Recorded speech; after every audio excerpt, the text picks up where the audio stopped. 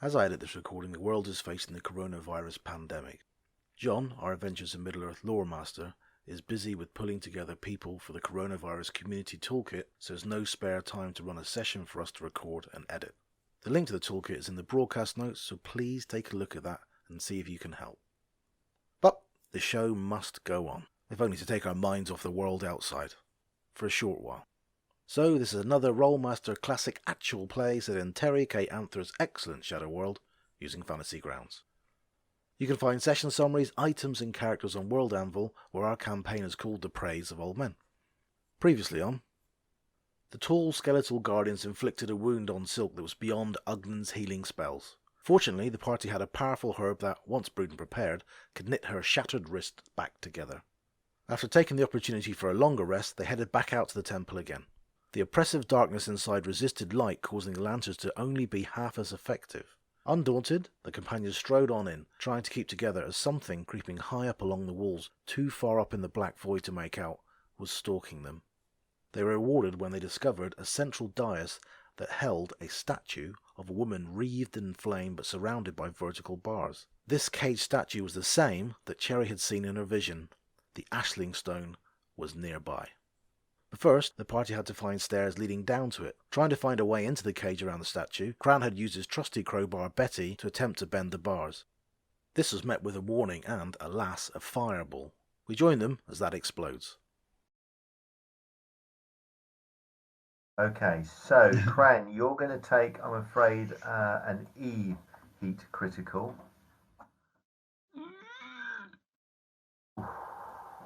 That was very close to a 66. So 67. Cran, as the fireball goes off, your shield or your left arm takes the brunt of the fire. Fortunately, you're wearing quite heavy armor.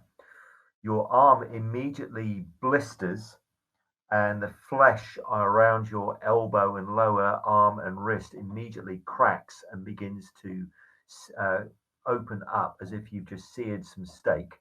You're taking 4 hits per round. The burns are agonizing. You're at minus 15. Fortunately, you are wearing armor, otherwise you would have lost your arm. Wow.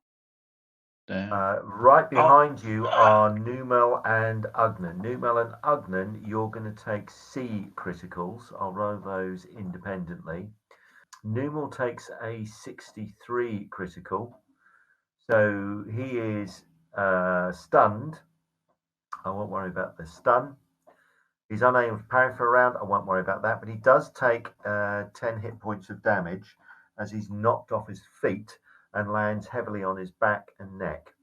The burns to his chest and face are such that he's taking 3 hit points of damage around as blood begins to ooze from what looks like a large open, almost as if somebody took a hot poker and rolled it down his face. And he's at minus 10. Then Ugnan, who is also kind of in the way of this blast of heat, you also take a C. You only take a 34. So you just take light burns. They're painful and awkward. There's a slight ooze coming from your shoulder, so you're taking 1 hit point per round. It was painful, but little more. You've got off quite lightly. Then I'll go further out to Sylke, Victoria, and Cherry. You'll all take A criticals. Sylke, something warns you, and you duck down, put your head between your knees, and just hope for the best. And you feel a hot blast of air waft over and disturb cowls of your robe, but nothing else. I rolled a 2. Victoria, 40. You just take 6 hit points of damage as you two stumble and fall heavily on one leg, but nothing else happens. And then Cherry, 90. Right, she's knocked completely off her foot. She takes 10 hit points of damage, and the beautiful boots that she was wearing are completely destroyed. Okay, no. She is now barefoot. She hastily kicks off her right boot to stop it gluing itself to her foot as the leather begins to warp, crack and fuse with other organic material. Okay, done. Wow. Bloody hell! Cran. Oh, he's got to start going through his bandages and getting his first aid ready. Big lad, I think you took most of that damage. Fucking hell, that hurts. At least we know the god's name now. What was it? Origami? Or Organa? Orgiana. Orgiana, Orgy? Orgiana. Orgiana. 2 words. Right, let me just type that into chat so that as a reminder to me to pronounce it correctly every single time. What is it? Yeah. Orgiana. Oh, I'll pray to this god. I was going to say, I'm right on top of that one. Thanks, TKA. It's this Brazilian server, isn't it? Let's go back to the UK when things were much more civilized. Yeah, Very risque. Right, so all of you were affected by the blast of heat, some form of trap perhaps, that was triggered by Cran's blasphemous attempts to force his way into the centre of where the statue of Orgiana is held. Probably Victoria picks herself up is that's relatively it's a relatively light curse, frankly. Yeah. Holy smokes. Oh, Do thanks. we put more gold in? Yeah, let's go. We don't need gold. What we need is whatever the effing hell she's got. Let's shove all the gold we've got in there and see if that opens it. If it doesn't, well, it doesn't really matter that much. Well, we can pick it up, go on our way up. Jesus, I hate burns. That really hurts. That was crazy. Jesus. Cass, I hate burns. That really hurts. Oh, 103 Ugnan. Nice skill. Reasonable effort. That is dedication, boy. Oh my god. Look at those rolls. 103 is a skill bonus. Yeah, that's great. That's not bad. It's got a plus 25 ice. Hey. Oh my god. Paging Dr. Ugnan. Paging Dr. Ugnan. Now, I Encounter. also have some colchos, which is just a leaf to apply, so it isn't too... I don't know how long it takes to do actually and apply. Okay, Look, so Ugnan, we've told you before, stop with the drugs, man. You just stop it. They don't solve everything. You're looking at about 20 minutes, so it's a poultice, isn't it? So you've got to prepare it, put it into a poultice. So something like 10, 20 minutes. So these heal 10 square feet of burns. So that would probably hopefully sort out Cran and hopefully sort out Cherry. Yeah, so I will reduce any penalties, or you can reduce any penalties by 10. Okay, in that case then I'll do that on Numal and Cherry. Okay, so I'll take Numal's minus 10 off, as he's still bleeding, but he's not suffering the pain of the burn damage. And then Cherry as well. That poultice helps her. Yeah, and Numal should... Well, it depends how long it takes to stop Cran's 4 per. Then Numal's will be done with that other first aid roll. Okay, so you bind up Numal's wound. Now, for his bleeding wound with the poultice as well, that's actually a minor wound, so he'll be able to move and function normally, even if there's a fight. Oh, good. Okay. And then it's just Cran who's bleeding at 4 per round and is at minus 15. Yeah, so his 4 per is the first one I did. But for him, I think I need to do a Burn Relief 1 level 2 spell, which is a first degree burn. Is that what he's got? Yeah. Okay, so cast that and there'll be no penalty. Oh, fumble. Oh no. Oh, you opened up the cracks. What are you doing? There's the fumble. Okay, you've decided to cauterize the burn wound.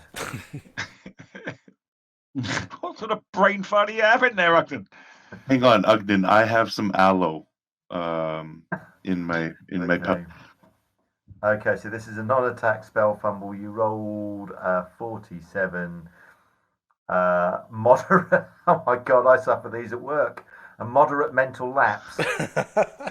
Causes the caster to cast an ineffectual. Moderate mental lapse causes the teacher to teach an ineffectual lesson, but not lose. Yeah, okay. Okay, so basically your spell just didn't work, but nothing else happens. You can try and cast it again if you wish. Yeah, please. Yep, that will do. So Okay. that will get rid of Cran's penalty. Oh, There we go. Thanks. Maybe not try that again, lad. I'm gonna stow Betty like deep down in his pack and like put his socks on top of it. And Ugnan's going to try praying to Orgiana, Orgiana. Orgiana, Okay. and just say, look, we seek passage down the stairs. Please, we wish to leave your place of worship as soon as possible. But if you can aid us, then we will leave whenever we can. Okay, so you want to communicate with Orgiana. I know it's a long shot, but got to try it. No, it's Yeah. not a long shot. Okay, so Ugnan says, let me try this. I'm going to try and pray to this god or this power, Orgiana, and he kneels down and is silent. Excellent. So can you join me in the planning channel, please, Steve?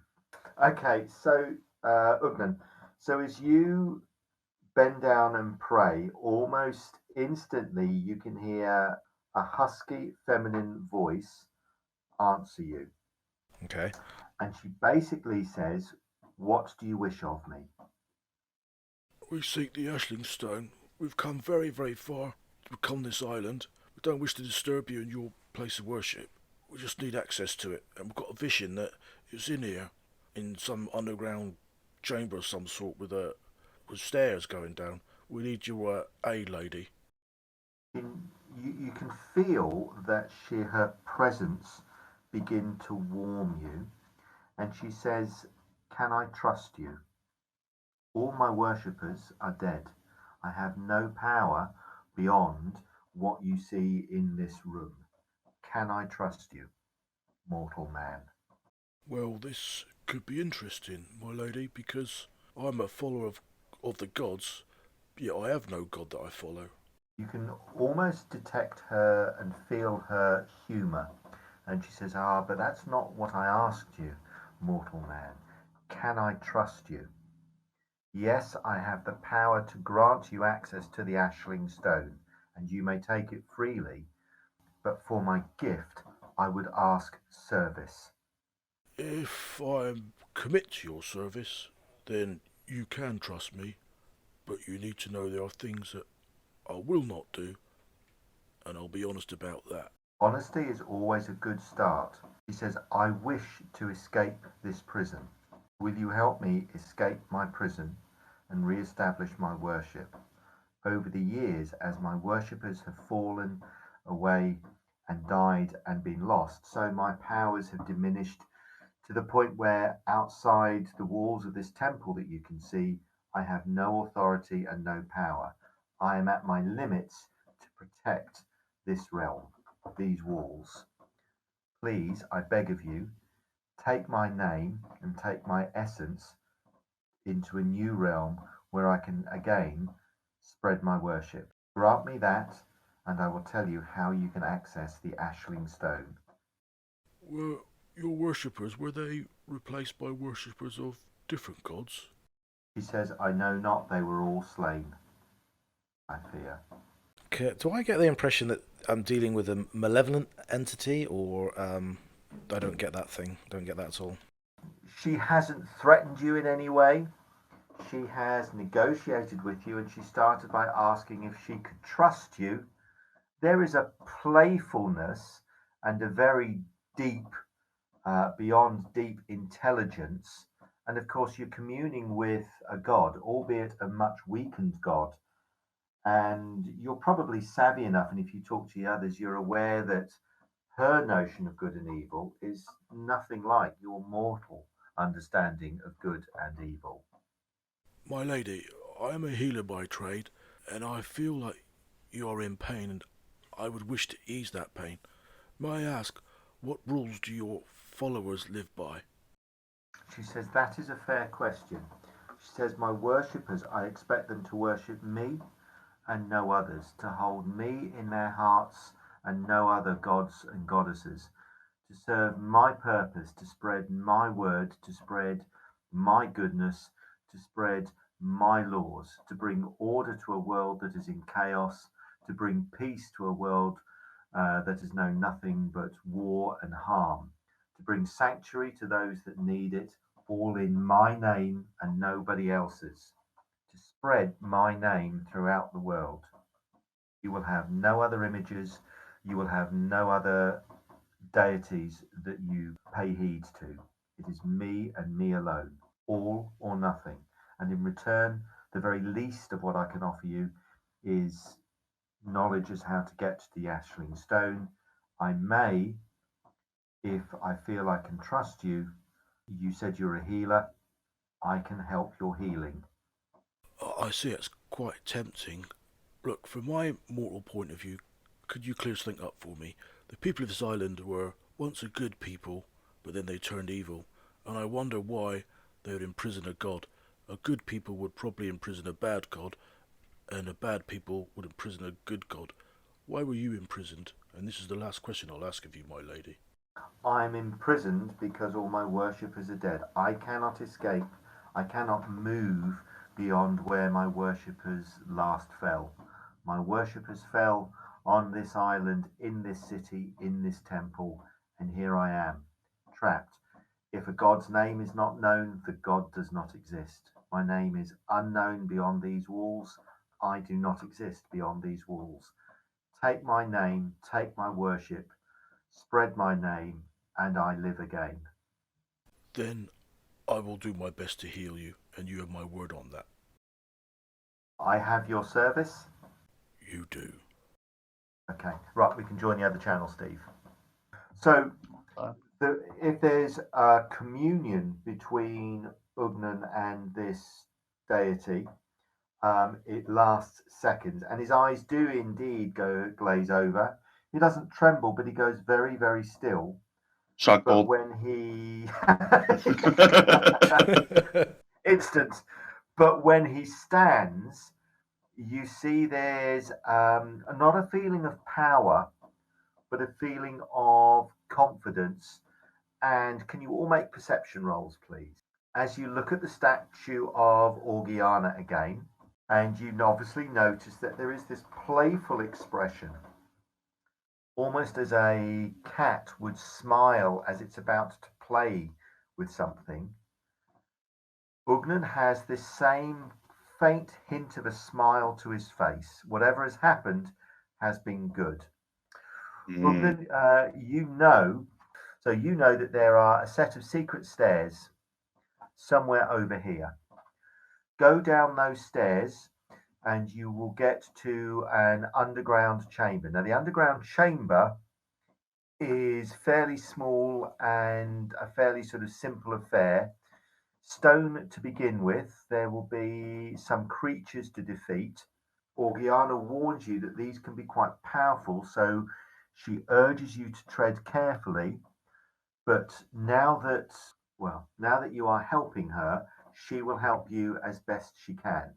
Go round the stone part. You'll come to a huge natural cavern, and inside the cavern you will find the Ashling Stone. But she warns you there are powerful guards and guardians down below, so you'd best be prepared. He makes sure he imparts everything he just said to everybody else, so I don't have to repeat it. It's over there, down there. We've got a fight in our hands, but I think we knew that already. And this Lady Orgiana, she's got no worshippers. She's prisoned here. A god without any worshippers is hardly a god at all. And in exchange for all the information, I said I'd become her follower. She doesn't seem evil. I don't think she seems good. She wants to bring order to chaos. If it turns out to be too bad, then you guys will have to kill me, but that's the deal. Wow. Well, no. So you are, if you like, Ugnan, you're an acolyte of Orgiana. And you guys think I'm those scatterbrained one. So you are her. I'll look at Sylke and shrug. You are Orgiana's last or perhaps first priest. Yeah. Wow. She didn't seem insanely magical, and as you know, I'm a follower of the gods, but I don't have a god to follow. I don't know any gods, so this is the first god that's ever spoken to me, and she wants to help us in our quest, so I thought, why not? Okay. Well, I'm looking at a gog. Ugnan. Never thought he had it in here. All right, where to then? Let's go like southwest. Or actually, let's take some precautions, as she suggested, being a god. That might be sensible to listen to her. Yes. Okay, Sylke is desperate, clearly, to I'm going get to get the people horn into of Valhalla terms. out. Yep. They're heavy. I'm tired of carrying them. And they're AF0, or they don't have an addiction to them. That's right. And I look at, No. stick out my tongue. All right. I'm going to pour some water in the horn of Valhalla and drink from it, and then hand it round to everyone. So, main benefit is it instantly removes any fatigue, and it gives the imbiber a plus 50 to his or her next resistance roll. So just remember that if you're drinking from it, and you are asked to make a resistance roll, the drinker is also given a sense of what the next few hours will bring in terms of danger, reward, and so on. No specific details can be ascertained, but the player will know if they face serious or moderate risk.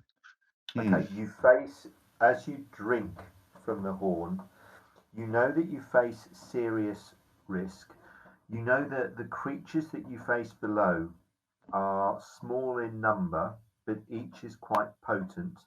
Each will fight ferociously, and you get the sense that what's going to make this fight difficult is the foes that you face are prepared for you in some way.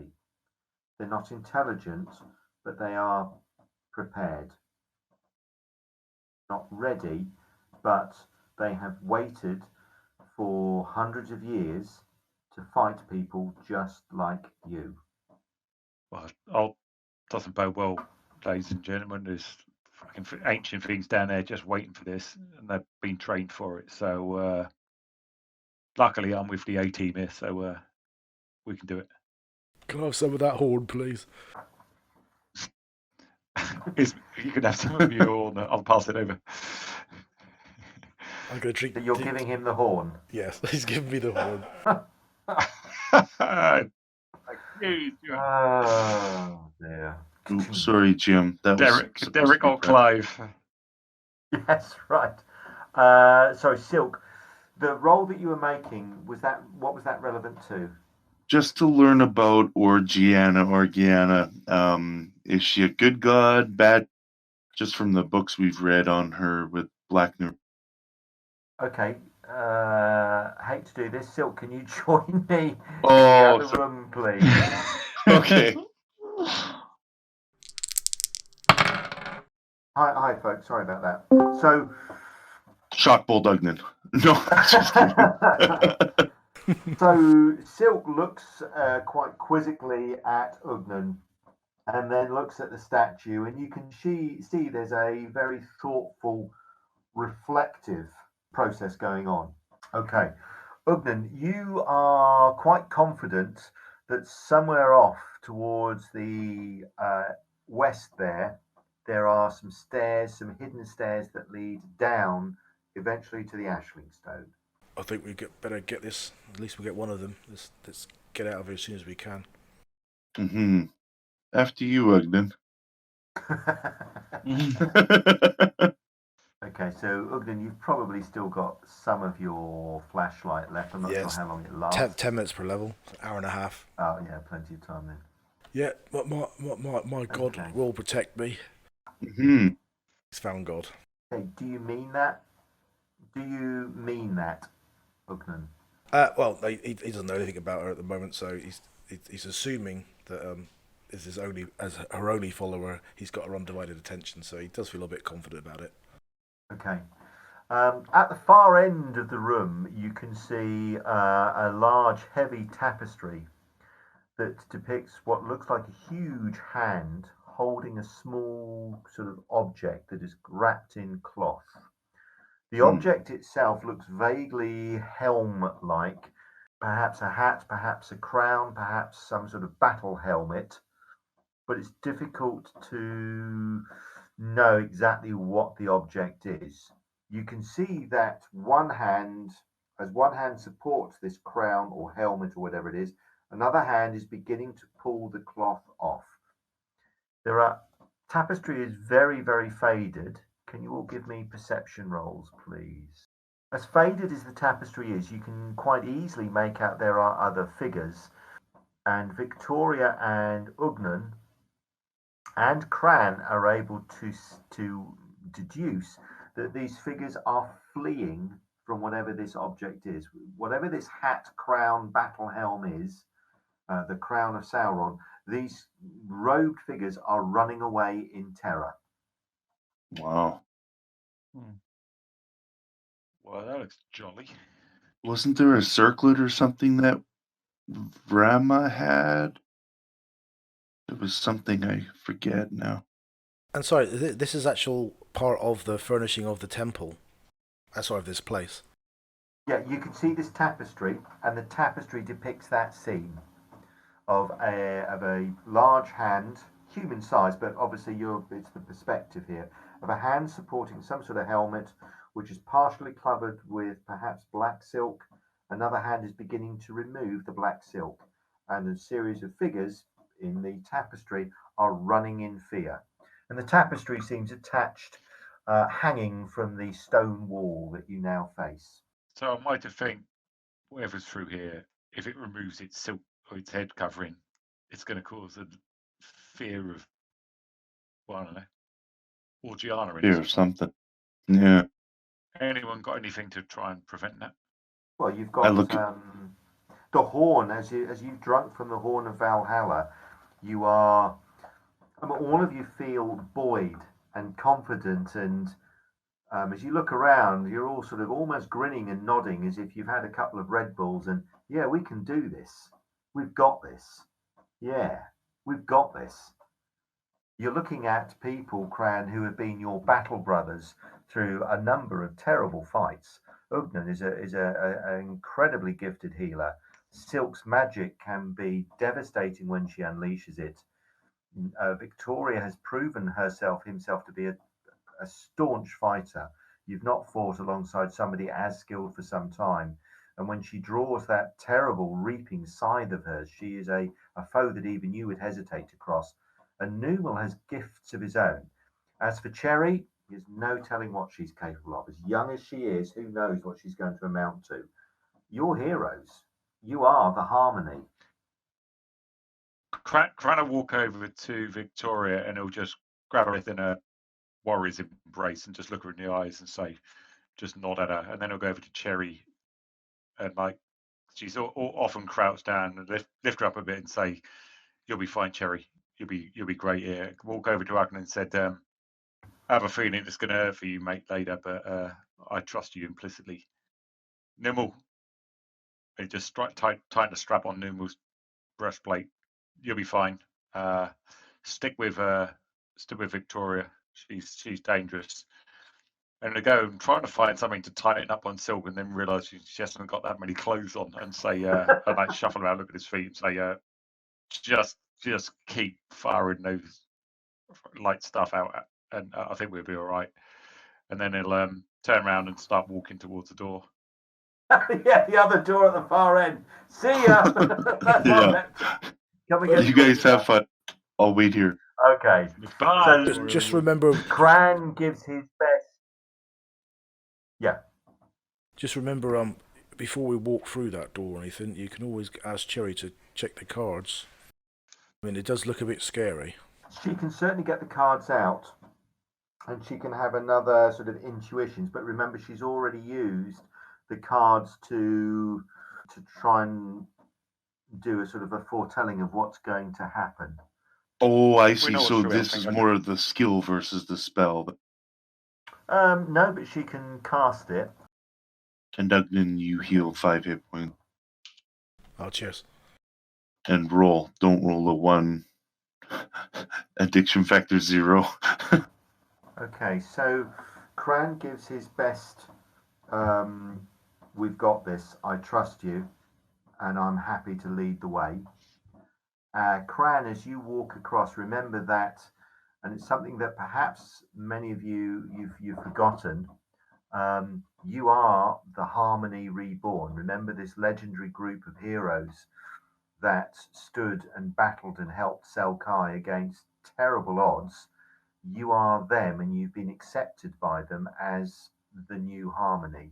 So as you approach that far wall, it looks absolutely solid apart from this tapestry, which has this peculiar emblem on it.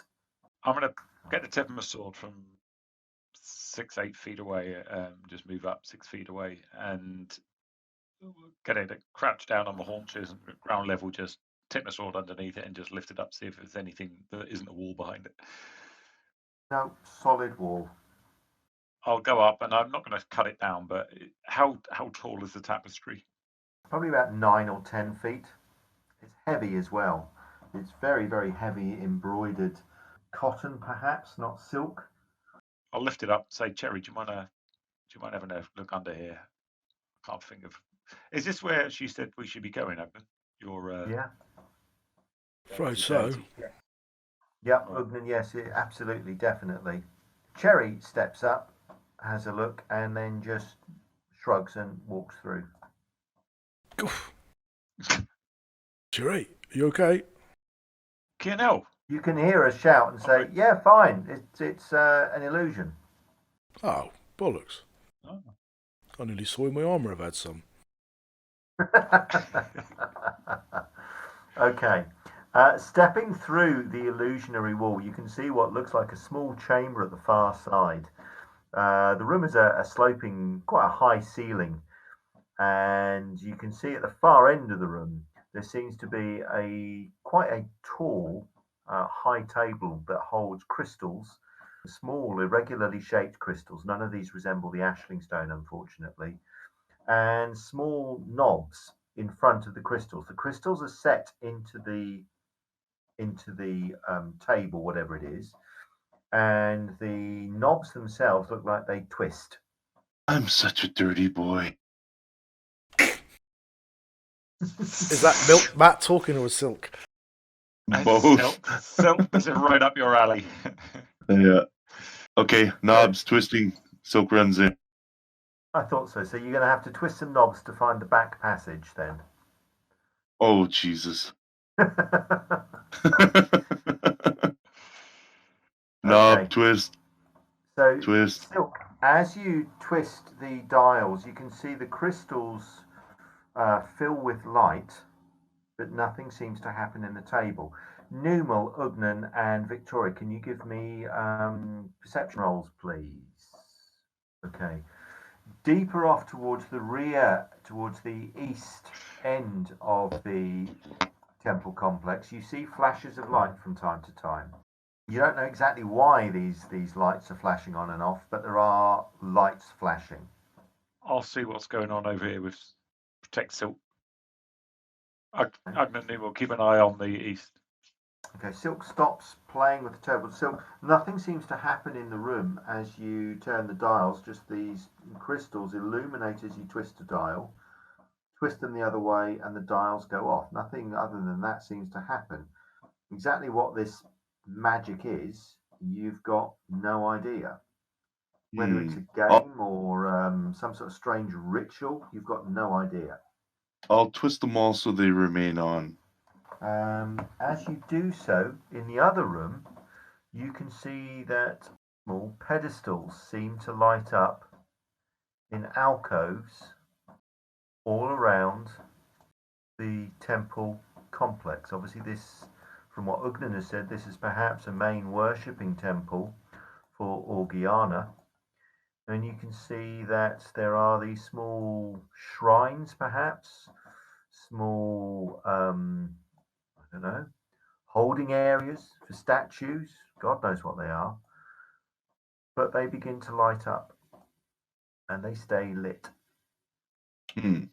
Anything? I call out.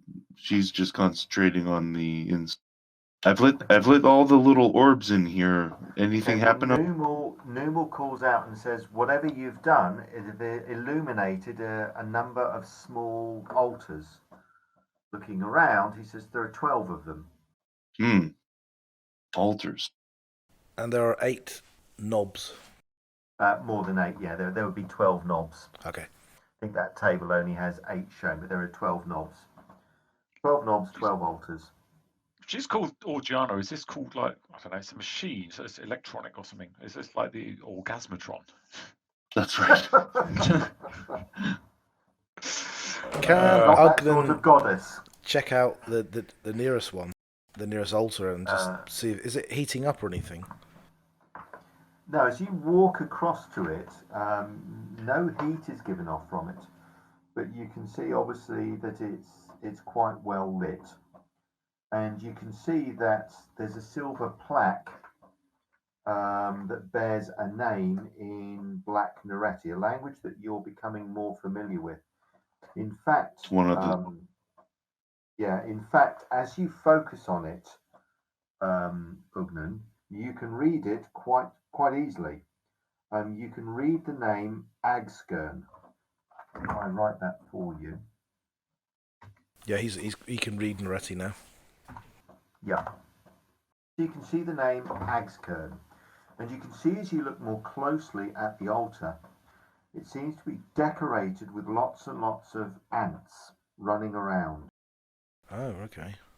Does he know that translates as a name rather than a verb or a noun or It's a something? name. Okay. It's a name. I think it's a name over here. Guess it's buried in there.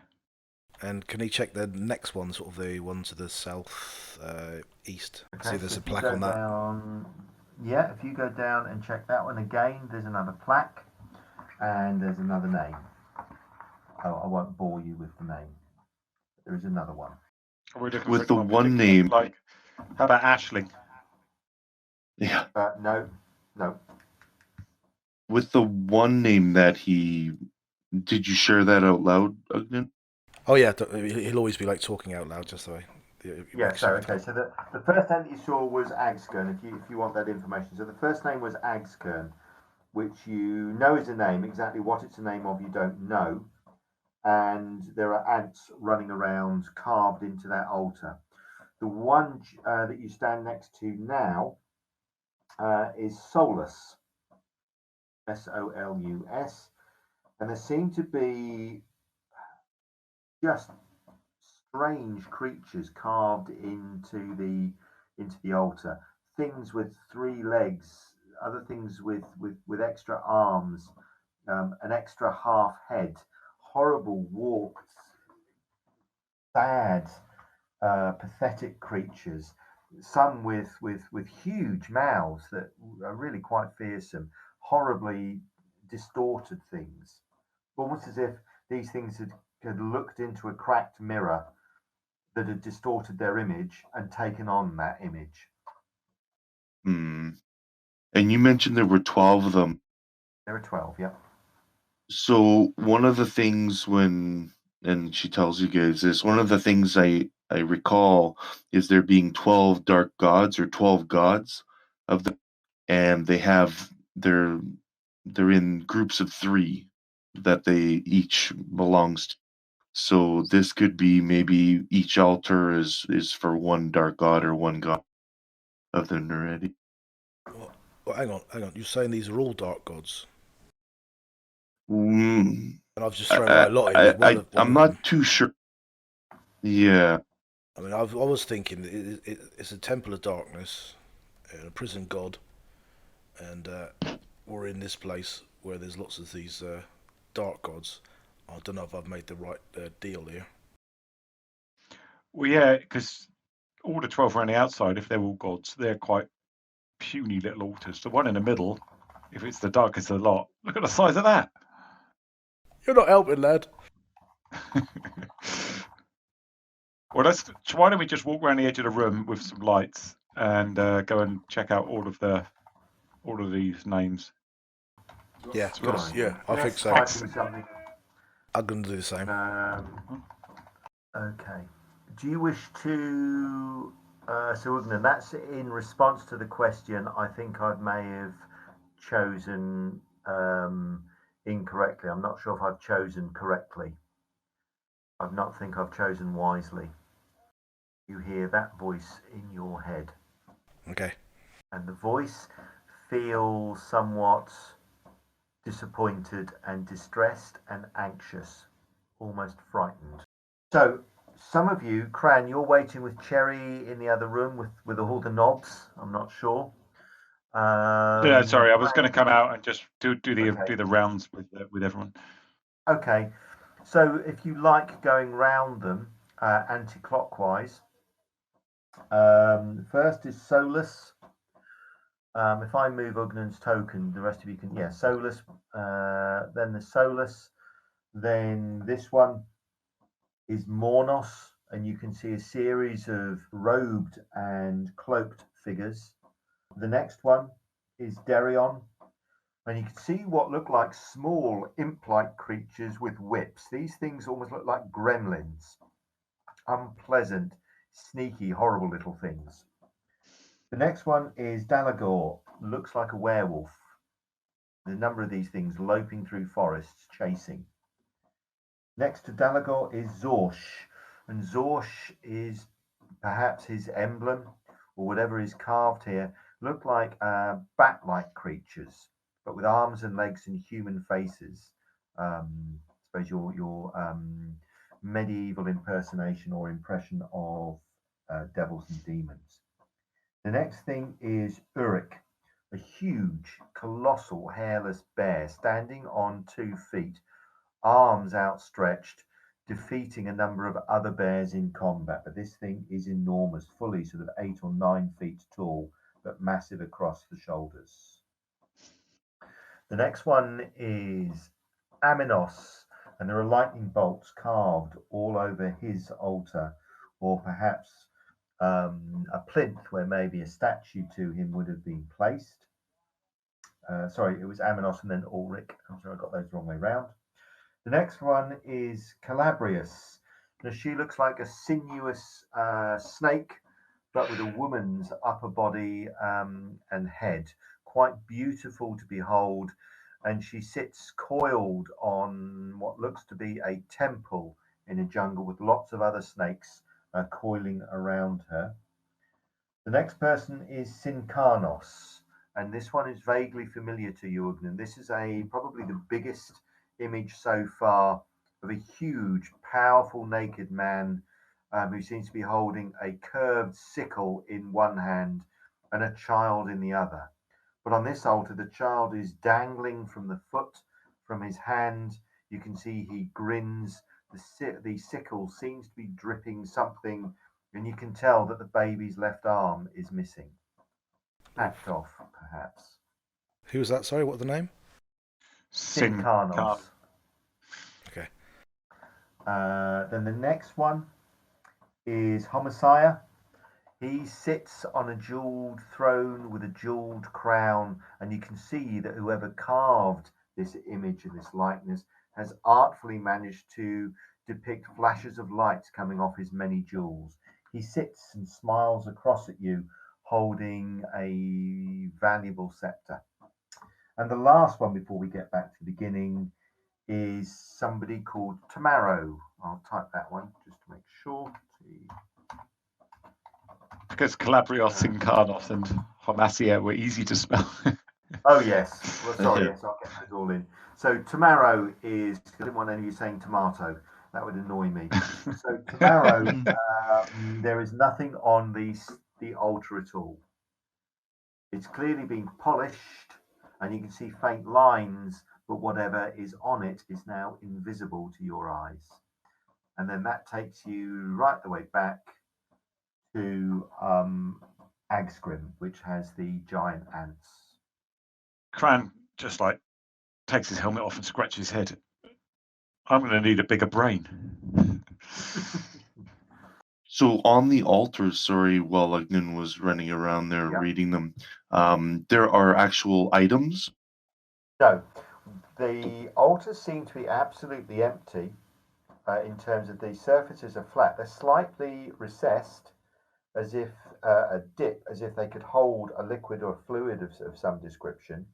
But there's no objects on the altar. The altars are instead heavily carved to give you that image of maybe the deity's symbol. All the altars do carry is a silver plaque with the name. So, Sylke, I've got no clue what these are. Are these like I don't even know much about the gods of Sharon, but are they those gods? Are they like fallen angels of those gods? What are these? Who are these things? I'm not sure how much Ugnan knows about this kind of thing, about dark gods and that kind of stuff. I'm assuming it's reasonably well read, but you want me to roll something? Yeah, you probably know. I mean, Sylke's, with her deep knowledge of all things magical, has probably picked up more about the Nereti than you have. You've both flicked through the books. Both of you will probably know that the Nereti worshipped 12 dark gods, and there was another deity above all of them. These are the names of those 12 dark gods. But as Ugnan is probably at pains to carefully point out, as he shrugs, those people that worship a god believe that they're worshipping a good. Nobody worships an evil god. They worship a god that gives them power and the wherewithal to defend themselves against enemies. They worship the god that protects them, the god that serves them, the god that helps them. Of course, another people would see that god as being malevolent because it's supporting and helping the people that are either attacking them or whatever. So, dark Nereti gods, to the Nereti, these were their gods. To everybody else, they were dark. Right. Well, I don't see no ashling stone, just see some knobs for lights. No ashling stone. Should we try to pray to one of them? Ah, Are you trying to take the piss? Cran splutters a bit. I don't know. Are they really that bad? No, Well, I think Well- I thought it was not as much. She sounded quite nice, but the more I walk around her, look at these plaques, and then see these pictures, and but I do feel sorry for her. She's got no worshippers. What's the point of being a god with no worshippers? well, it's exactly the way I want her. Just imagine how powerful she'd be if she had worshippers. She nearly fried my arm, and that was from behind a bar. She'd been sitting in there for God knows how long. Let's walk around the perimeter and see if there's any more of these like tapestries, and then make a decision. We don't. There could be all sorts of crap lying around here that we haven't found yet. We've only been to like a third of this massive room. Yeah, that's fair. Let's light things up and find out where the skittering is. So, can you turn all the lights on? What are they trying to do? Save electricity? At the moment, yes. At the moment, all of the lights are lit up. It's almost like Christmas. Ah, sparkly. Yeah. So the pedestals themselves All right, let's walk around the edge. spill out only about sort of 6 inches or so of light around them. But what that does do is it gives you the feeling of the dimensions of this great colossal temple. Mm-hmm. Well, she'll say, "Let me walk about with somebody, and I'll peer into the corners and stuff because I don't need as much light as you humies." No, you have got better vision in any conditions compared to humans, but you can't see in underground. If Right, like dark, pitch black kind of. You have got the elven vision, elven eyesight. Okay, so do you want to continue to explore this level then and check out the corners, or did you want to go into the other room and look at the table again, Sylke? So, I think we should explore the big room personally first. Okay. Just get the lie of the land. Yeah. Get the walkabout and then come back to this room. Yeah. Yeah, sure. Okay. Keep Starting right. Keep on above as well. Yeah, exactly. That's especially where she heard saw the movement.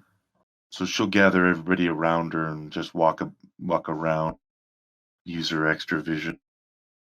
Cran Okay. would want to take up the rear, and I can take the front.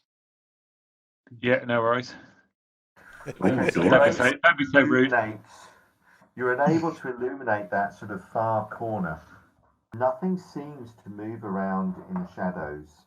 And as you skim your light around the ceiling, it doesn't reveal anything clinging to the ceiling or anything moving around. Perhaps what's lying in wait for you is in the center, lost up in the darkness of the roof void. However, what you do uncover is what appears to be a door. What you can see scrawled on the door, on the wall, and scrawled rather than written, are words in black Nuretti. Ugnan, come and take a gander at this. Yeah, okay. So Ugnan can decipher the words, and the words simply say, "We remember." Oh, we heard that before. Did we? I can't remember where. Yeah, right. The irony. We remember. Oh, yeah. Again, was that? Oh, where was that? There was another statue holding the baby in that church. I think again that was Framus. Well, somebody's where that huge obelisk was. Yeah. So scrawled on the wall as if they've been hastily painted or chalked. You're not sure. There's a mixture of red and brown that's been used to scrawl this. We remember. Right. The door itself, which is made of some sort of stout wood, reinforced with metal bands, is closed. So let's keep going around just in case, and we can come back to. No. Sorry. Cran's got his face creased up a bit, and he's thinking. Basically, with the water from the horn of Valhalla sloshing around in his veins at the moment. Right. I think we need to. I don't know. Leave in case this is some sort of cycle, and we're not the last people to have to sort this crap out. We should leave some clues. We should carve shit in walls and leave messages for future us coming back here. What do you think? So you're saying we already did that? I don't know.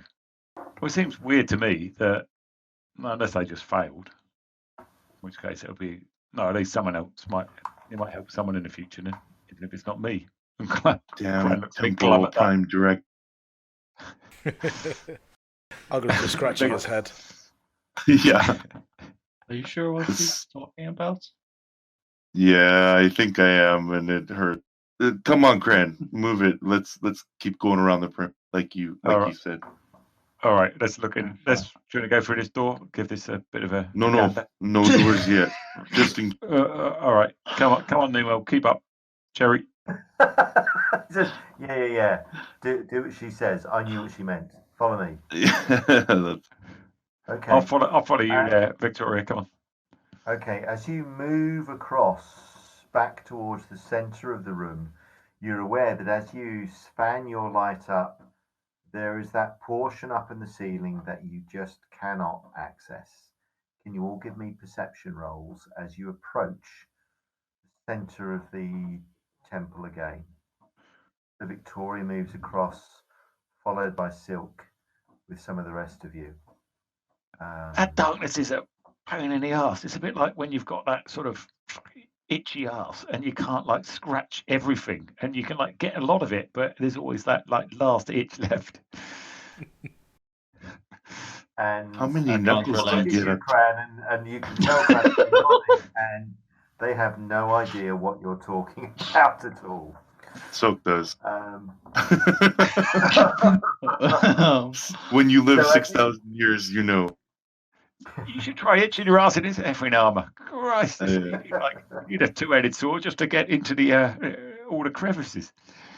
It's a good job your underwear comes with a reinforced gusset. Otherwise, with that demonic beating sword, you'd rip your. He managed to get gusset into the game. That is okay. So as you go back to the center,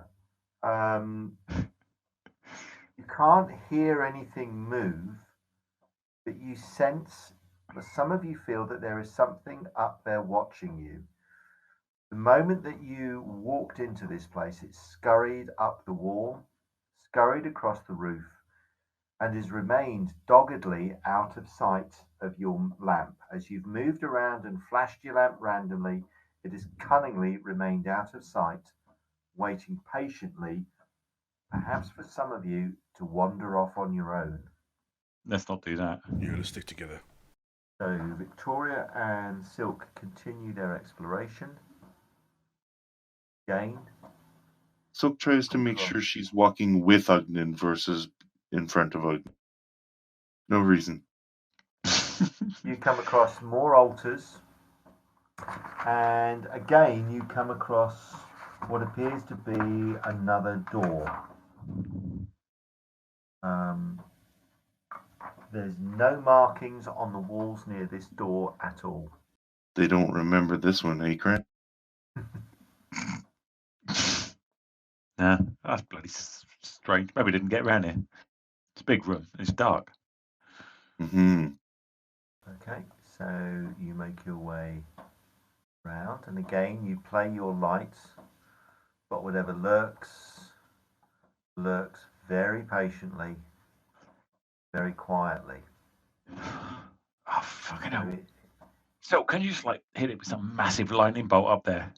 It's Well, pissing that's me the off. thing. I've got a fireball that I could tap into, but just in case it's not menacing, you know. Sure, it gives us ooky feelings, but and you've come across another door in the other wall. Again, This is going in the doesn't tower. seem It's not to like be anything yeah, scrawled. seems. Yep, could be. So let's close it off on the bottom, and I don't know, what do you guys want to do? I mean, it seems the altars could be played with, but the doors should be next, I guess. Yeah. All right, You let's want go to around try the a other, bit? just cross over the Okay. far side, but then we're going to have to, So you've got the layout of the interior pretty much down, and you've got a feeling for the dimensions of the place. You Okay. are careful to all stay together. There are 4 doors, and then that strange dead-ending room with the table and the magical devices on it. So, So what do you think? Look over at Ugnan and say, so, Ugnan, what did your new best mate, what does she have to say about where we need to go? Well, Ugnan can remember that Orgiana said there are some hidden steps somewhere in that direction. So it's got to be in that room, isn't it? Yeah, I think so. And as for your question about could I get a light up there, I could, but it's a little bit beyond me.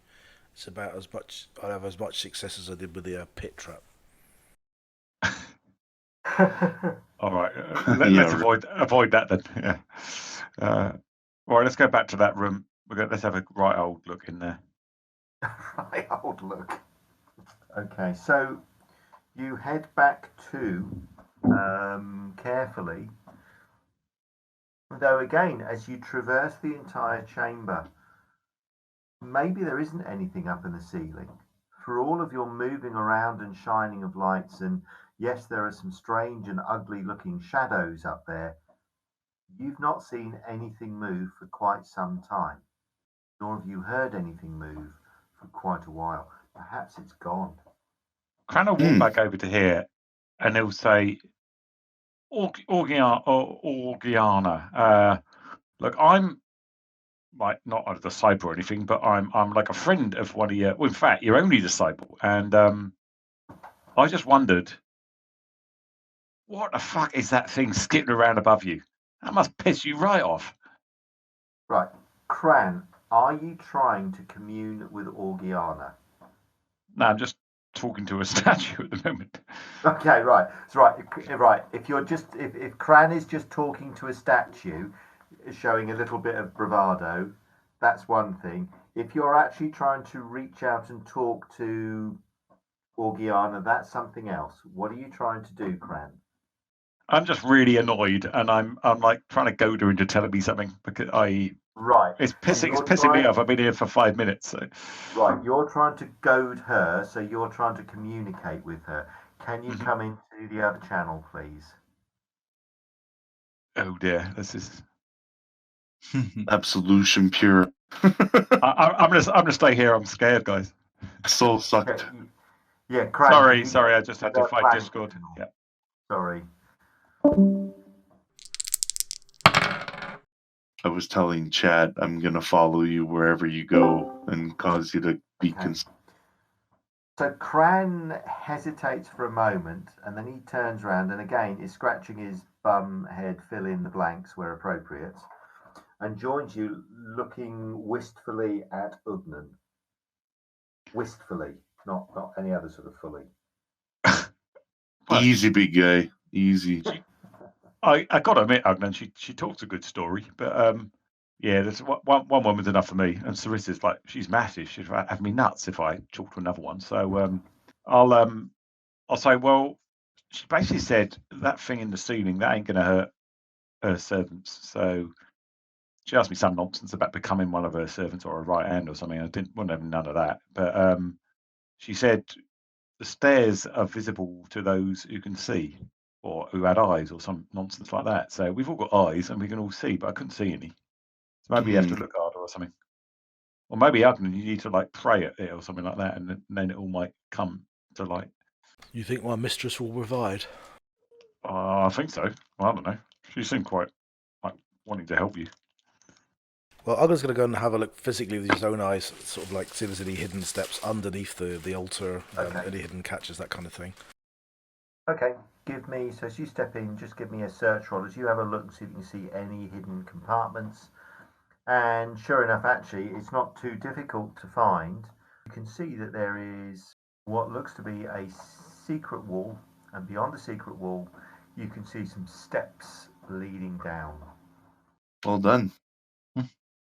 I want to make a jest about Orgiana provides, but I think he's literally would be too worried because he's shit himself at the moment, I think. Okay. The steps lead down into darkness, quite some distance. Do you want to go down, or do you want to explore the rest of this level before you go down? If someone offers me to go down, I don't normally turn that up, so I think we should go down. Oh God, I'm sitting opposite him. He's making eye contact with you. I'm clean. Offer him a banana. Offer him a banana. Tell him to eat the banana in front of.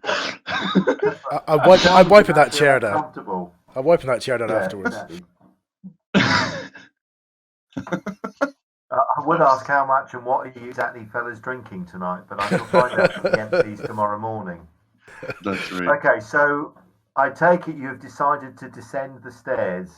Well, no. No. Let's just check the rooms out, because you never know. There might be something in there we might need, and also I know once we go down there, we're gonna have a fight in our hands. Yeah. What about that we remember room? You want to, like, is that a warning of don't open this or open this? What do you think, guys? Yeah, let's try that one first. Yeah. Okay. Okay, Cherry is quite happy to search the door and see if there are any obvious traps. You know what? Yeah, Silk's going to get on top of this altar. Okay, that I wasn't So- expecting. So don't do that, love. Yeah. Okay, so Cherry can't find any traps, and as she's about to say more, to her horror, she notices Sylke, you pop up onto the altar that is lit. Mm-hmm. Sylke, can I ask you why you wanted to step up onto the altar? Get a better vantage point or whatever's coming out of it. Because Sylke. Because that too. God, story. Oh yeah, that's right. There you go. Okay, so That's you climb up onto the altar with, I don't know, is there a mischievous grin on your face as you pop up onto the altar and look around? I think that's plastered all the time on our face. You're Okay, right. You remember that statue or that plinth is to Solus, I think, Mhm. which had those strangely horrible mutated creatures, Melty people, yeah. melted, deformed things. As you climb up onto that altar, can the rest of you make perception rolls, please? As Sylke nimbly hops up onto the altar. Cran, you can see that as Sylke stands there with a faint hint of a smile on her face, her image begins to flicker, almost as if there's three of her, one to the left and one to the right, but each of them about an inch displaced to the left and to the right. Ugnan, the figure to the left looks quite dark. There are black lines around her eyes. Her skin is very, very, very pale. and she looks quite thin and drawn. Her hair is a mess, and she looks angry, furious, absolutely furious. The image to the right looks, if anything, slightly fleshier, not fat, but more content, happier. Her features are softer, her hair more lustrous. Disappointingly, or maybe difficult to look at, is the fact that her clothes are slightly more revealing. More of the buttons are undone. The skirt is slightly more exposed. There is more flesh on view.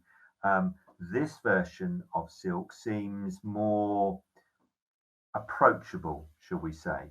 The one on the left looks ready to kill, but the images flicker. Sylke, So can you get off me there. Sylke, can you give me a channeling resistance roll? That channeling resistance roll is going to be an extremely hard channeling resistance roll. You get But plus 50 for the first resistance roll of this session. But you get plus 50 to it. Okay. Thank you for the reminder of that. And that's private to you, Gian. Okay, thank you. Just so I don't know if I made it. Okay. Right, so I will roll. Okay. Sylke, can you come into the other channel with me again, please? Yes, sir. So you can see that Cran, you can see that Sylke's image flickers. And then as Sylke steps off at your request, Cran, all of those images vanish. Sylke, love, just don't touch stuff like that unless we know what we're doing. Are you all right? Cran's looking a bit worried. He nods slowly, clearly disturbed by something. She looks, as far as you can tell, the same as she did before she clambered up onto the altar. But she's not grinning as she gets off the altar. Thoughtful, perhaps? Reflective? Cherry shrugs and says, well, there's no trap that I can find on the door. Should we go in? Everyone stand back a bit. I'll open it. Victoria, you want to stand the other side in case there's some crab in there? Cherry, get yourself back. They seem, Cran, as you look across Cran, they're obviously worried by what they saw. And as Sylke turns to whisper to Ugnan, Victoria takes up a guarding position. What is it, Victoria? Victoria looks across at you, Cran, and she can't hear what's being whispered.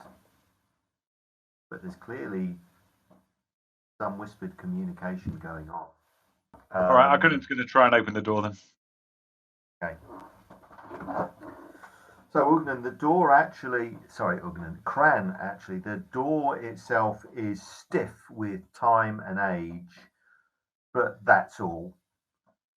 And opening it, it seems to reveal a rather disappointingly empty chamber. The tower itself is tall. It goes up to about, you would estimate, about 30 feet. But there doesn't seem to be anything in the room apart from what appears to be a plain stone table right in the centre, made of some sort of dark stone, perhaps granite. Not an altar, it's a table. All right. Well, it seems to be a table in here, guys. Cran will step through and go and have a look. Give me a perception roll, please, Cran. I'm going to come over to the threshold. Mindful that there could be beasts and creatures and all sorts of things in here. Your first thought is there anything in here that's going to attack me? Nothing. There's no monsters, demons, ghosts, or spirits. Just this rather forlorn-looking empty table. Oh, I've got no idea. It's bloody. What's the plaque again? We remember. Scrawled. There was no plaque. It was as if somebody had scrawled very quickly, as if in haste or in fear, maybe a warning, maybe an invitation. We remember. Oh, Cherry, you got better eyes than me. there's got to be something in here. It's a bloody table in a big room that's like 30 feet tall. Cherry will look first of all to see maybe if there are any traps or anything like that in here Good point. before she does anything else. So she'll search for traps first before she starts really sort of getting down on her hands and knees and searching every sort of nook and cranny. Okay, she's fairly confident that there aren't any obvious traps. And then she has another look, and this will take a little bit longer. And she can't find any hidden compartments, anything hidden away at all. This room is, as far as she can tell, is as empty can be. Can I going to go in and just check the table for blood stains, dark marks, anything on it? Yeah. Give me a perception roll, please, Ugnan. No, you are perhaps fearing evidence of dark and unwholesome rituals in here, but there are none. Anything on the table that's like invisible or something? Sweep your hand on it. Sweeping your hands, there is nothing there at all. The room is, as far as you can tell, is absolutely empty apart from this stone table, stone bench. That's weird. Maybe whoever scrawled that note took whatever was on the table. Does Ugnan know what kind of stone it is? I'll just give you a lore there. Yeah, the stone is vaguely familiar, and as you quest for the name of the stone, you feel the answer come to you. This stone is found only on Arranmore and a few other isolated spots throughout Colthea. It's known as soul stone, and soul stone is quite useful in the preparation of binding spells. So any sort of binding spell, spirit binding, demon summoning, demon binding, cast in or around a significant chunk of this stone is somewhat more powerful. So if we could lure a demon here, we might be able to bind it more easily. Spirit binding as well.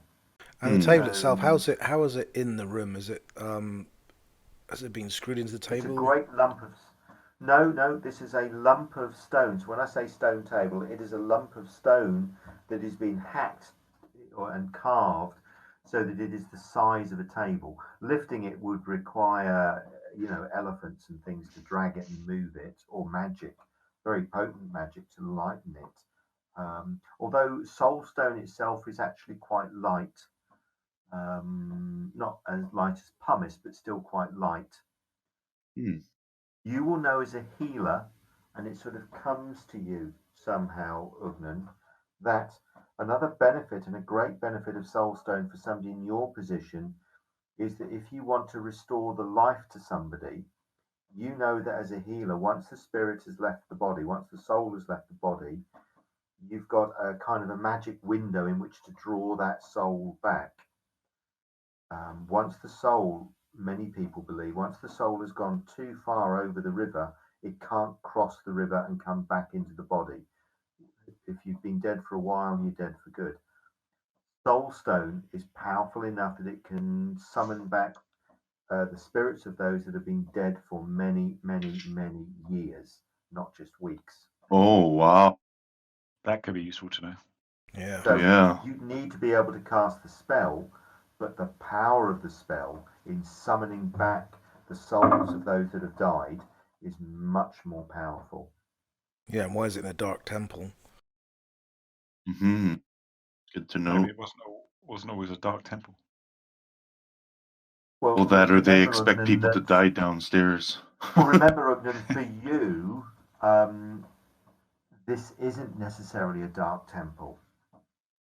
Orgiana isn't a dark mistress.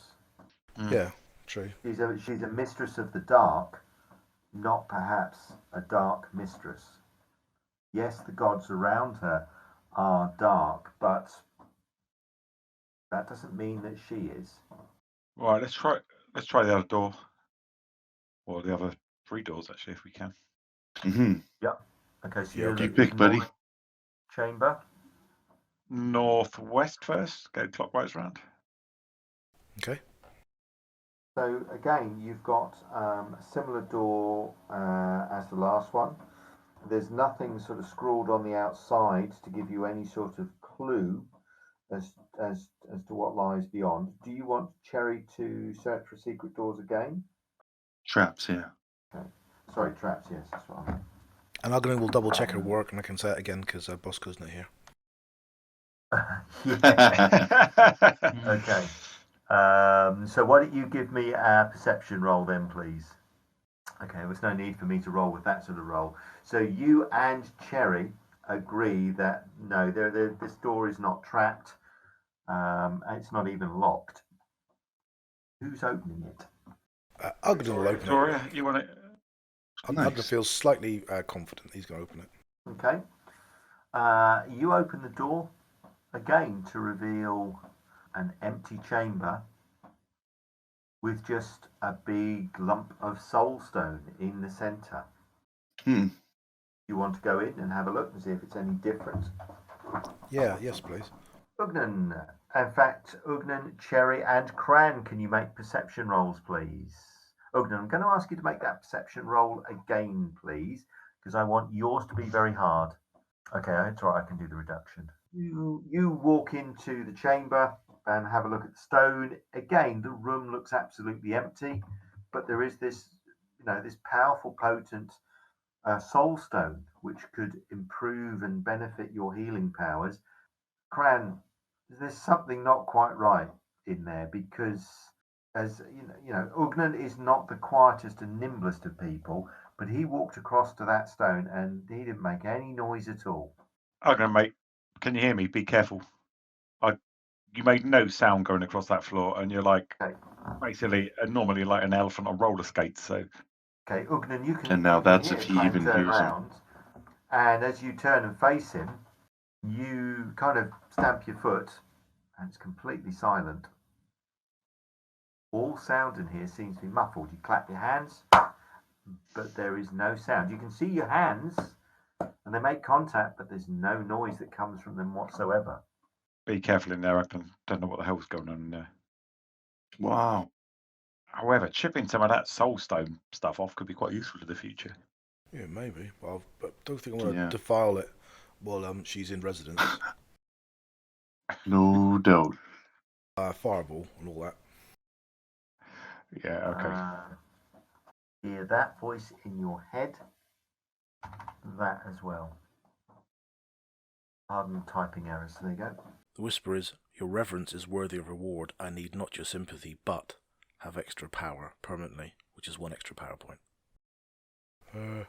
Yeah, that's Thank not you. how you spell permanently, but never mind. But you can have that. That's never a positive thing. Okay, thank you. Inside voice. Ugnan, where are you? Okay. Oh, comment, sorry. Okay. Do not leave me alone. Yeah, right. Okay, the next door, as Cherry leans down, she recoils as if from a cat from water, and she says, "There's something quite hot on the other side of the door. I can feel the heat." Silk moves. Okay, she will search it for traps first of all. She's quite happy Numal, to come do here. that, but she says she can feel heat on the other side. The rest of you, as you approach, couldn't feel anything, but of course you're not as close to the door as she is. Perception. She doesn't think it's trapped, but she's adamant that there is a strong source of heat on the other side. And she looks and she says she's amazed the door isn't smouldering. Can I stand a bit closer and put my hand out Yep. towards it? I won't touch it, but can Yep. I feel the heat as well? There's no heat coming off the door at all. But Cherry, can you give me a perception roll, please, Cran? There's no heat coming off the door, but there's something just making your nose twitch, and it's like vinegar. It's a strong smell of vinegar, acrid on the other side. I mean, as you kind of listen, you think might be something hissing. this is messing with our senses. This door is. Yeah, can I'll Ugnan take a look just to see if he gets anything different. Okay, yeah, give me a perception roll, please. Okay. Oof. I mean, you reach out your hand just to touch, to feel for the heat or smell it, and you can see the hairs on the back of your hand just spring up.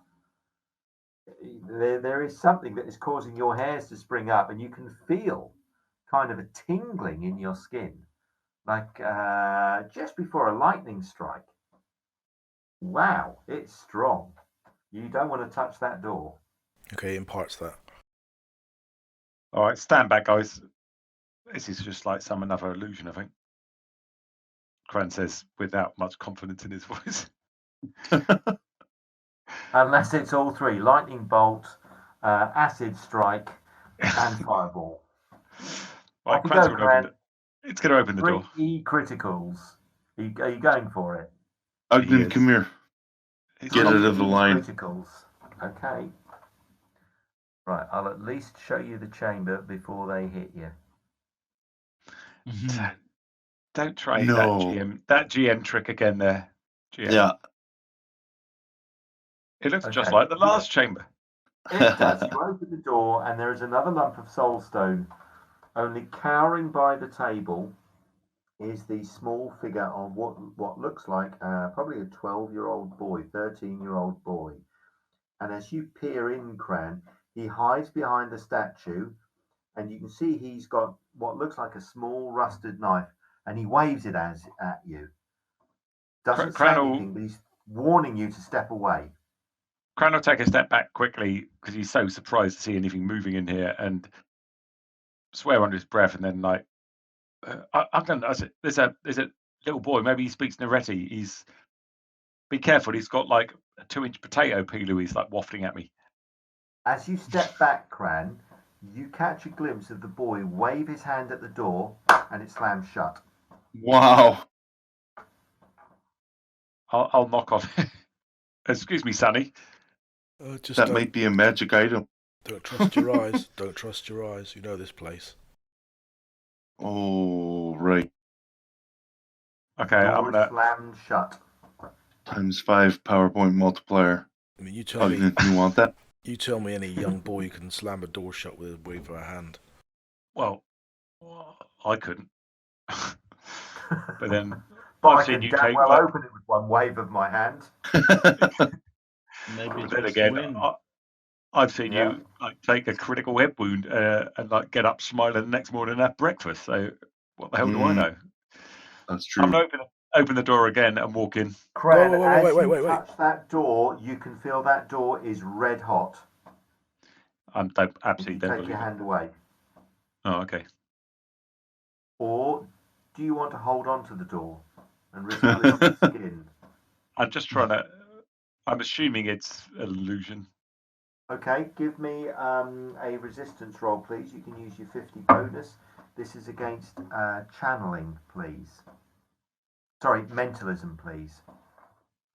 Mentalism. And if that doesn't give the game away, nothing will. Yeah. Okay. Oh dear, that's not particularly good. Is there any other modifier like very hard or anything as well? No, it's just a straight mentalism roll, and you can get your plus 50 bonus. So you put your hand to the door. That's just a regular door.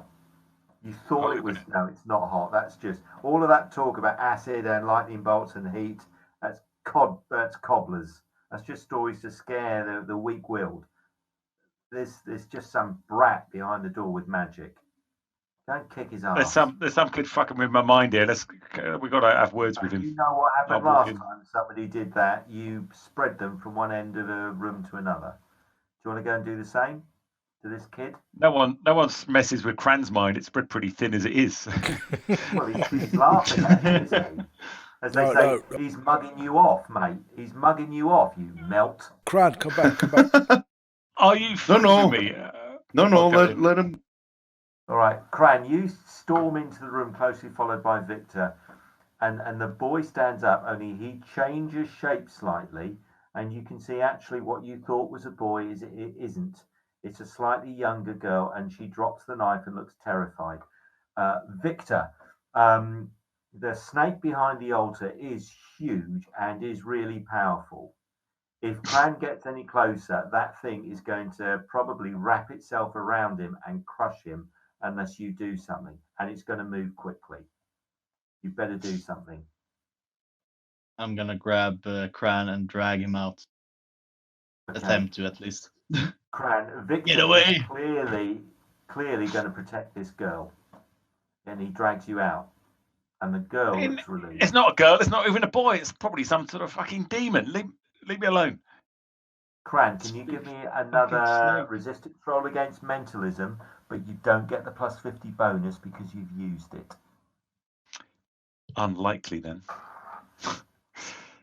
Any bonus for knowing it's an illusion, though, or no? Yeah, there is.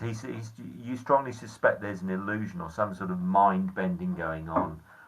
Get out of my head! I'm gonna try and can shake see that the image Victoria of the girl off. is not a girl. There's some sort of small imp-like creature which is sitting on the altar, legs dangling, and it's grinning at you with a mouth that has a lot more teeth than it should have. I'm going to try and shake Victoria is off. grappling you and trying to pull you out to maybe drag you away from this thing. Victoria, it's a fucking imp. I can see it. And I'm going to try and shake Victoria off and lunge at it. Okay. Can you give me, Victoria, first of all, can you give me a mentalism resistance roll? And you can have that plus 50 bonus. Yeah, sure. So you look again at this snake which is coiled around the altar as if it's like the Midgard serpent. And it isn't. There's no serpent there. There's this horrible imp-like creature grinning at both of you, smiling at you.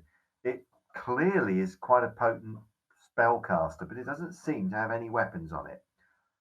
You let go of Cran. Cran, what do you want to do? I do not like things fucking my head, so I'm going to just attack it. Leap forward and just like smash my sword down on it. I'm going to let you have first swing on it as you close on it, so I'm going to let you just swing at it. And then we'll do initiative rolls. That's quite good. Ooh, okay. 213. Oh my God. Reasonable. So 40 points, and you've done a critical on it. Is it a demon? Yes, it is. So you're going to do your slaying roll. Oh, beautiful crit. That's going to hurt. 88. So 88 on the slaying is strike to the foe's chest, destroys the heart, 25 hits, foe dies immediately. So you stride across the room, and rather than sweeping at this imp, you just impale this creature on Town Saver and then lift the sword up, and the creature sinks down the blade slightly before the toughness of its skin stops it. But you kill the imp with one blow, and instantly you feel the room change. You can see the imp quite clearly, as can the rest of you. It's dead. Can you stop killing things in my mistress's temple, please? I can admit you've changed. I'm gonna flick the imp off the sword into the wall and then try and clean see up if the mess there's anything different about this table. No, Yeah. the chamber again seems empty. So, Cran, you can see, sadly, Cran, and there's oh my God, another bloody book. There is a book, an iron-bound book on the other side of the soul stone again. No, nothing of any use in here. Let's move on. Ugnan, there's a book in here, mate. A book? A book? Did you say a book? Doesn't look very nice. It's like bound in iron. You can run in and have a look. Literally run in. Well, waddle in. Okay, the book itself is clasped with iron fixings, obviously to preserve it, with really thick, heavy wood frame. It's going to take two people to lift this damn thing. This is not a book that one person carries around. This is a book that two people carry. The book itself is about the size of sort of two laptops, so it is huge, and it's about almost half a foot thick, of thick, heavy, sort of embossed pages. Opening it quickly, if you wish to. The Book Yep. of Mormon. No. This would actually be more interesting to to Cran than he probably first thought. Seems to be schematics for weapons. There are images and patterns showing different weapons being forged and techniques. But scrawled down the right hand side in black Nuretti are instructions in how to imbue these weapons with power, magic power, Oh, demonic power. This is a book that will allow you to forge weapons that can bear the essence of a god, the Oh, power of a jeez. god. I really worry Just- about. You may have wondered how demon, swords that are inhabited by demons came into being. This is the book that will allow you to create them. Do you know on this iron bell here, they're gonna have a field day with some stuff they're gonna find here. Yeah. What do you want to do? Do you want to leave the book, take it, which means two of you are going to have to carry it? We got to destroy that thing. Whoa, Jeez. whoa, whoa! Don't be saying the destroying in front of the person. Her. I mean, I'm already thinking. I mean, obviously, we're not talking about her, but I mean, imagine the people who had this place before she got here. I've been thinking. Yes. You've got these places, all little tables, which I presume are big enough for somebody to lie on. Is that right? Just about, Yeah. Just You about. could lie on somebody and say, just say you're trying to get some information from them and they're dead. You could bring them back, and you've got one room so far where you couldn't hear them screaming. You've got one room now where they're messing with people's minds. I've no idea what this next room is. It doesn't sound too good. It's almost like a place of torture. This. Mm-hmm. Oh no! Before my mistress got here, obviously, because she's supposed to be good. Ugnan, your mind never used to go to the dark side immediately when you looked at some clues. Yeah, I'm just thinking there. I mean, we're surrounded by dark gods, or what people would say are dark gods, and we've got a way of getting them back from the dead. So imagine you go too far, you kill them, sit them on the table, bring them back, off you go again. Oh, that's horrible. Right. Well, let's try to check out the last one. Okay. If I see any kids in there messing with my mind, I'm having it. Okay. So again, you step up to the chamber. This time, Cherry. Let me have a look. Character. Silk tries not to be in line of sight. Okay, Cherry bends down again and searches the door and the lintel and the floor. He is a little bit nervous that so far nothing in here has been trapped, really. Apart from those bars, none of the doors have been locked. None of them have been trapped, and she's kind of overdue a trap. This one, though, doesn't seem trapped, so she steps away. And she looks at you, Cran. Are you going through? Yeah. Cran, you open the door and step through.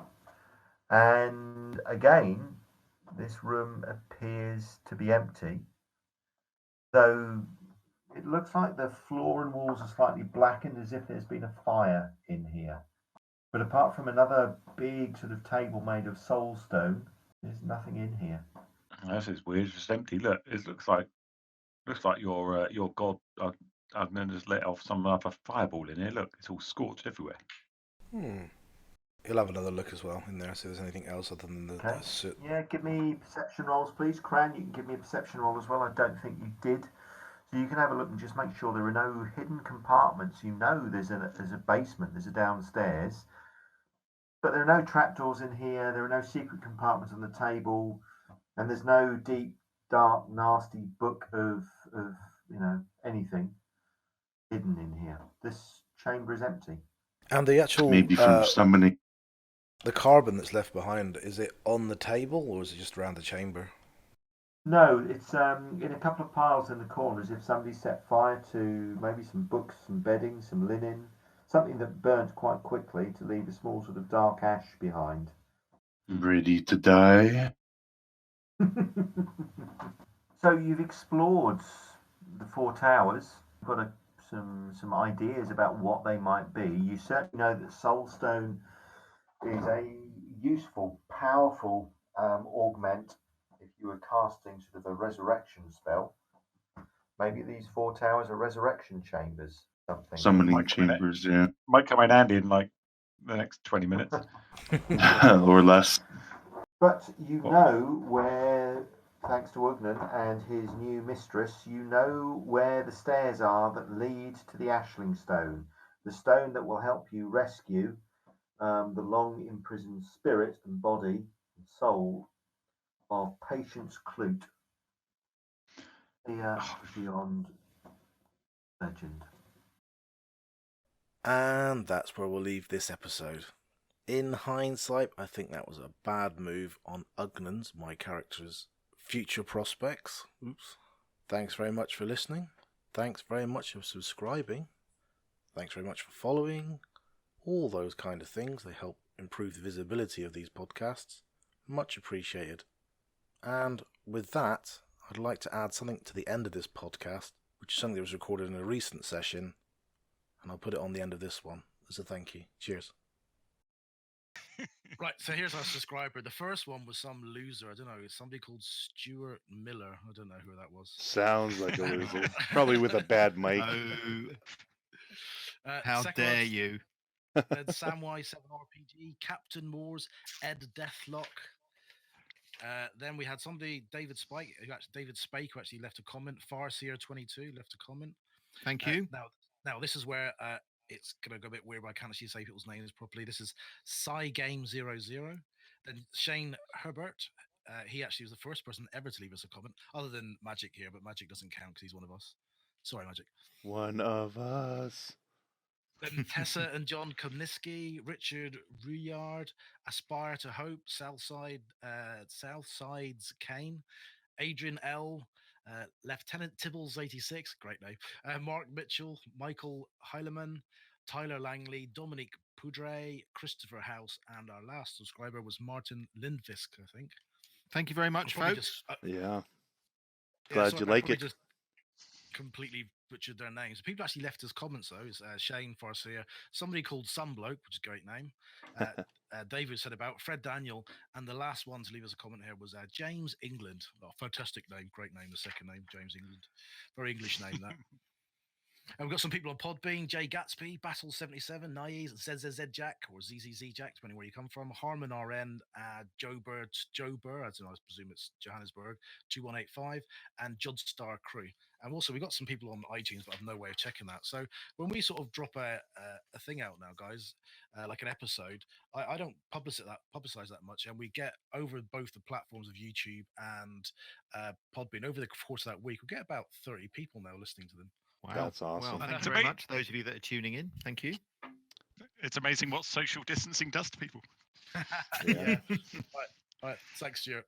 And for my own Hayatai, thank you so much for the subscribe and the all of you listeners, thank you very much. 118 or 114 we'll plus people that are on and my hopefully there Twitch won't be a channel TPK for tonight, watching. but I Thank think you you're going so to get much. very, very close.